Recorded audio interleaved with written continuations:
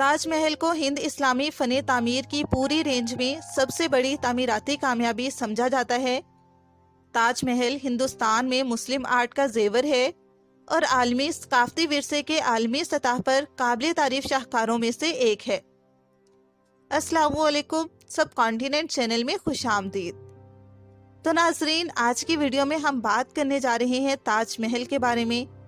ताज महल उत्तर प्रदेश के आगरा जिला में तकरीबन 17 एकड़ पर मोहित एक वसी मुगल बाग में दरियाए यमन के दाएं किनारे पर वाक़या है।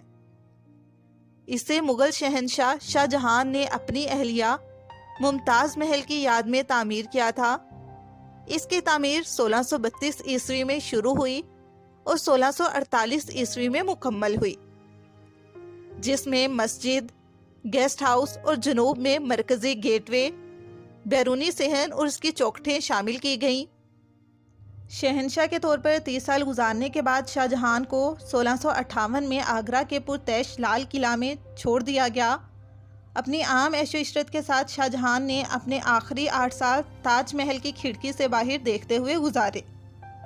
जब शाहजहां का इंतकाल 22 जनवरी 1666 को हुआ तो औरंगजेब ने अपने वालिद को मुमताज़ महल के साथ ताज महल के नीचे दफन किया।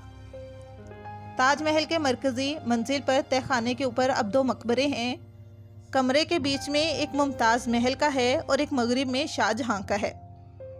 सिनोटाफ्स के चारों तरफ एक नाजुक नक्शो नगार लेस मार्बल स्क्रीन है। असल में ये सोने की स्क्रीन थी, लेकिन शाहजहां ने इसे बदल दिया था ताकि चोरी से चोरी करने का लालच महसूस ना करें।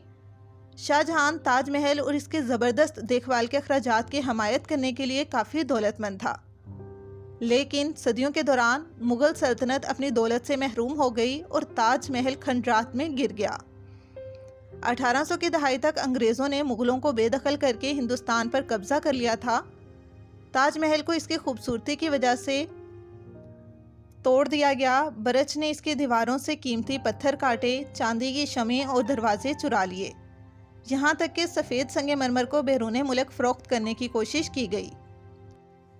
अरबी रस्मुल ख़त में मुतअद्दद तारीख़ी और कुरानी नोश्तों की मौजूदगी ने ताज महल की तारीख़ तरतीब देने में सहूलत फ्राहम की है। इसकी तामीर के लिए ममार, पत्थर काटने वाले, तह करने वाले, नक्शो नगार, मुसव्वर, खत्तात, गुंबद बनाने वाले और दीगर कारीगर पूरी सल्तनत के अलावा वस्ती एशिया और ईरान से भी तलब किए गए थे।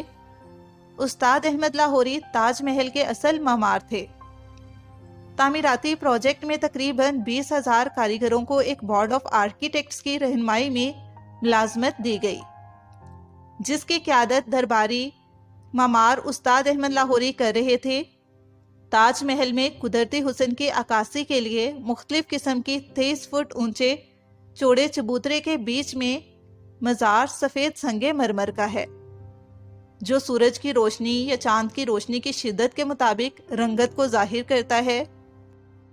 इसके 4 तकरीबन एक जैसे रुख हैं, जिनमें से हर एक की चौड़ी मरकजी मेहराब इसकी चोटी पर 108 फुट तक बढ़ती है और छोटे मेहराबों को शामिल करते हुए चैम्फर्ड कोने हैं। शानदार मरकजी गुंबद जो अपने आखिरी सिरे पर 240 फुट की ऊंचाई तक पहुंचता है, 4 कम गुंबदों से घिरा हुआ है।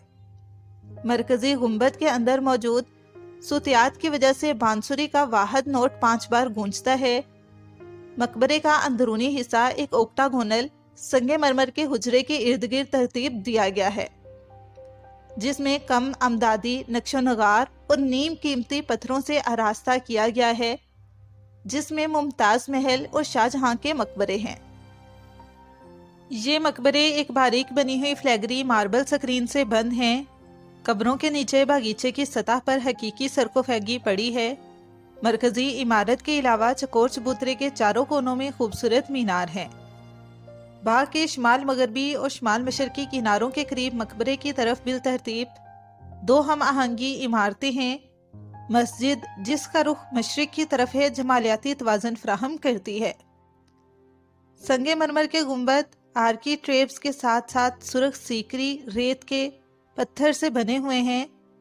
इसका बाग क्लासिकी मुगल खतूत के साथ लगाया गया है, एक मुरब्बा जिसमें लंबे वाटर कोर्सेज हैं। چلنے کے راستے، فوارے اور سجاوٹی درخت، کمپلیکس کی دیواریں اور ڈھانچے سے منسلک یہ مقبرے تک ایک حیرت انگیز نقطہ نظر فراہم کرتا ہے، جسے باغ کے مرکزی تالابوں میں جھلکتے دیکھا جا سکتا ہے۔ کمپلیکس کے جنوبی سرے کو ایک وسیع سرخ ریت کے پتھر کے گیٹ وے سے سجایا گیا ہے، جس میں مرکزی محراب 2 منزلہ اونچی ہے۔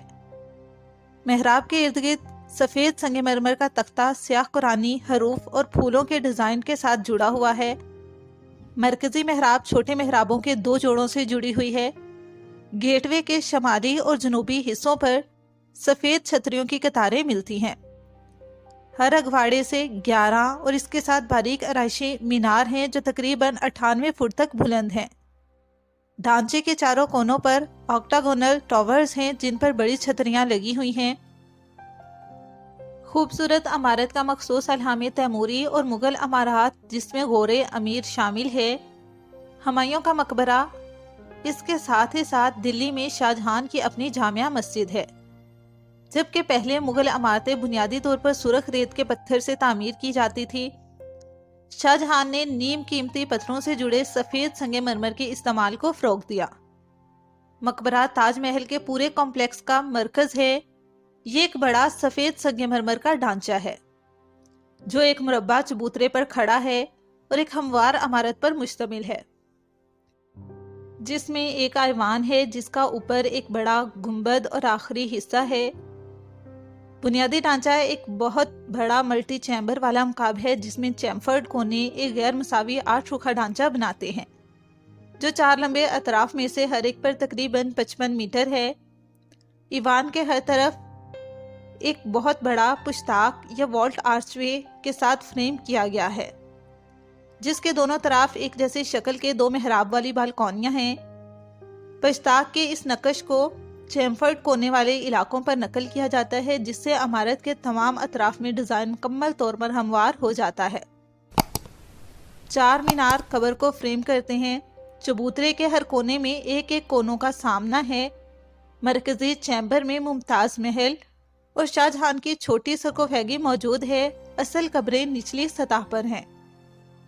گیٹ پر کیلی گرافی 1609 میں عبدالحق نامی خطاط نے بنائی تھی۔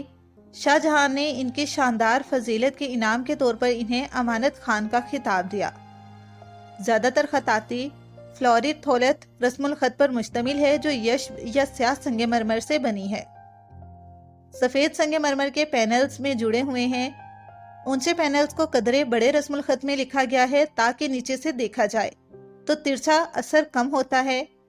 خطاطی مقبرے میں سنگ مرمر کے نشانات پر پایا گیا خاص طور پر تفصیلی اور نازک ہے۔ مقبرے کی نچلی دیواروں پر سفید سنگ مرمر کے ڈیڈو کو مجسمہ بنایا گیا ہے جس میں پھولوں اور بیلوں کی حقیقت پسندانہ تصویریں ہیں۔ سنگ مرمر کو نقش و نگار کی شاندار تفصیلات پر زور دینے کے لیے پالش کیا گیا ہے۔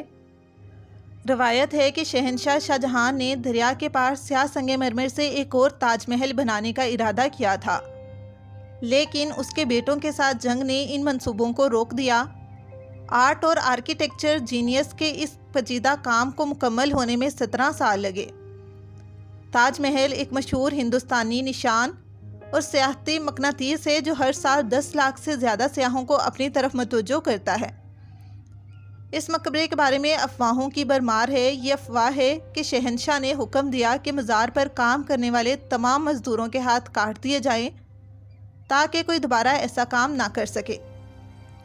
تاج محل کی تعمیر میں استعمال ہونے والے سامان کو 1000 ہاتھیوں کے ذریعے تعمیراتی مقام تک پہنچایا گیا۔ 1857 کی ہندوستانی بغاوت کے دوران برطانوی فوج نے مقبرے پر موجود بہت سے قیمتی پتھروں کو مقبرے کی دیواروں سے اکھاڑ پھینکا تھا۔ تاج محل محبت کی ایک مشہور علامت ہونے کے ساتھ ساتھ شاہ جہاں کی دولت اور طاقت کی بھی علامت ہے، اور یہ حقیقت ہے کہ اس کے دور حکومت میں سلطنت نے ترقی کی تھی۔ اس کو حاصل ہونے والی عالمی توجہ اور لاکھوں زائرین کی وجہ سے تاج محل ایک نمایاں تصویر بن گیا جو ہندوستان سے وابستہ ہے اور اس طرح خود ہندوستان کی علامت بن گیا۔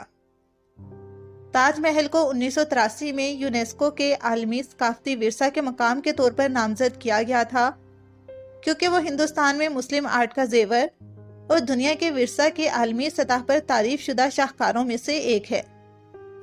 بہت سے لوگوں کو مغل فن تعمیر کی بہترین مثال اور ہندوستان کی بھرپور تاریخ کی علامت سمجھا جاتا ہے۔ تو ناظرین، یہ تھی تاج محل کی تاریخی معلومات۔ امید کرتی ہوں کہ یہ ویڈیو آپ کے لیے بہت زیادہ انفارمیٹیو رہی ہوگی۔ تو اگر آپ کو ویڈیو پسند آئے، اس ویڈیو کو لائک کر دیں، اور مزید ایسی ہی ویڈیوز کو دیکھنے کے لیے ہمارے چینل سب کانٹیننٹ کو سبسکرائب کر دیں۔ شکریہ۔